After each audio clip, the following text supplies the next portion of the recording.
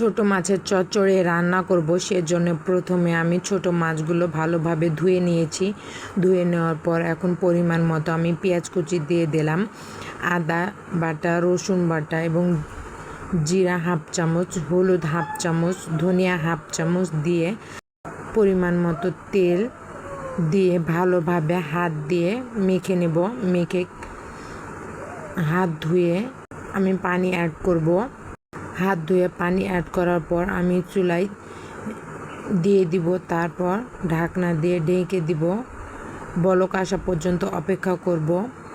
বলক চলে এসেছে, এখন আমি একবার নেড়ে দিব।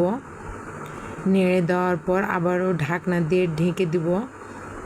ঝোলটা কমে আসা পর্যন্ত অপেক্ষা করব। ঝোলটা কমে আসলে আমি লবণটা চেক করে নামিয়ে নেব। মাশাআল্লাহ, অনেক সুন্দর হয়েছে। এভাবে আপনারা বাসায় একবার হলেও ছোট মাছের চচ্চড়ি ট্রাই করে দেখবেন।